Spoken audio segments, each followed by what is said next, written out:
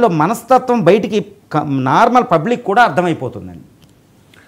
ఒకవైపు పాకిస్తాన్తో యుద్ధ భయం ఇన్ ద సెన్స్ సరిహద్దుల్లో ఉద్రిక్తతలు, వాళ్ళు రెచ్చగొట్టే మాటలు, దాంతోపాటు ఉగ్రవాదుల బెదిరింపులు, సరిహద్దుల్లో చైనా కవ్వింపులు. సో ప్రతిక్షణం కూడా భారత్ చాలా సంసిద్ధంగా ఉండాల్సిన పరిస్థితి. పాకిస్తాన్తో కంపేర్ చేసుకుంటే గతంలో మీరు ఒక విశ్లేషణలో చెప్పారు, పాకిస్తాన్ డిఫెన్స్ బడ్జెట్ కంటే భారత్ డిఫెన్స్ బడ్జెట్ 9 times ఎక్కువ సిప్రీ రిపోర్ట్ ప్రకారం.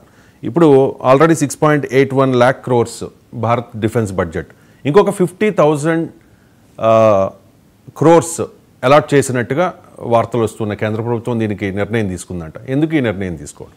ఒకటండి, మొన్న 2024-25 బడ్జెట్లో 6.8 లక్షల కోట్ల డిఫెన్స్ బడ్జెట్ మనం కేటాయించడం జరిగింది.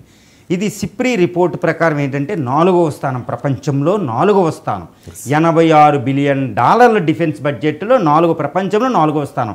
మొదటి స్థానం అమెరికా, $900 బిలియన్ దాకా ఉంటుందండి దాని డిఫెన్స్ బడ్జెట్. చూడండి, భారతదేశం కంటే ఎంత 10 రెట్లు ఎక్కువ ఉంది. మన $90 బిలియన్ అనుకుంటే వాళ్ళు 900. తర్వాత రెండవ స్థానంలో 230 నుంచి 300, ఎందుకు తెలియదంటే చైనా డైరెక్ట్గా చెప్పదు. 230 నుంచి 320 బిలియన్ వరకే చైనా డిఫెన్స్ బడ్జెట్.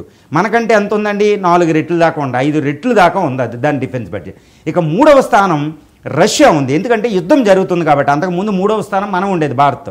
ఇప్పుడు భారత్ పాక్లో యుద్ధం మొదలైన తర్వాత ఇప్పుడు డిఫెన్స్ బడ్జెట్ సరిపోదండి. కొత్త ఆయుధాలు దిగుమతి చేసుకోవాలి, కొత్త ఆయుధాలు తయారు చేయాలి కాబట్టి ఇంకో 50,000 కోట్లు, అంతకుముందు కేటాయించిన 6,81,000 కోట్లకి 6,81,000 కోట్లకి అదనంగా ఇంకో 50,000 కోట్లు, అంటే అంతకుముందు ఇచ్చిన $86 బిలియన్ ఇంకొక $7 బిలియన్ అదనంగా కేటాయిస్తుంది. ఎందుకంటే మనం ఆమ్కా అనేది యుద్ధ ప్రాతిపదికన తయారు చేయాలి, దాన్ని తొందరగా డిఫెన్స్ బడ్జెట్ ఇస్తున్నాం. ఇంకా కొన్ని డ్రోన్లు దిగుమతి చేసుకోవాలి, ఇంకో కొన్ని S-400 సిస్టమ్స్ మనం రష్యా నుంచి అడుగుతున్నాం.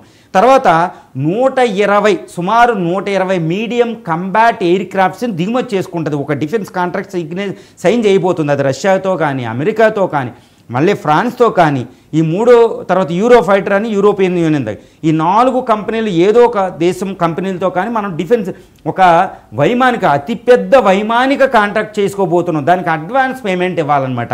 ఇవి ఇంకా స్వదేశంగా స్టార్టప్లకి ప్రమోషన్ ఉంది. ఈ విధంగా డిఫెన్స్ బడ్జెట్ ఇంకా మోడర్నైజ్ చేసేయాలన్నమాట. ఇప్పుడు చూడండి, ఇప్పుడు మన ఈ యుద్ధం నుండి పాకిస్తాన్ పాఠాలు నేర్చుకుని చాలా తొందరగా స్టెప్లు ఇస్తుంది. మనం కూడా ఇంకో అధునాతన యుద్ధానికి ప్రిపేర్ అవ్వాలి, ఎక్కడితో మనం ఉపేక్షించకూడదనే నెపంతో ఈ నేపథ్యంలో మనం ఇంకో 50,000 కోట్లు అదనంగా కేటాయించాం. సో దీనివల్ల ఏంటంటే కొన్ని పథకాలకు డబ్బు తగ్గిద్ది, తప్పేం కాదు. కానీ సార్వభౌమత్వాన్ని రక్షణ ఉంటేనే కదా ఏదైనా ఉండేది. అందువల్ల దేశ రక్షణకి మనం ప్రాధాన్యత ఇవ్వాలి. కాబట్టి భారతదేశం ఇంకో 50,000 కోట్లు అదనంగా కేటాయించింది. భారత్ చైనాల మధ్య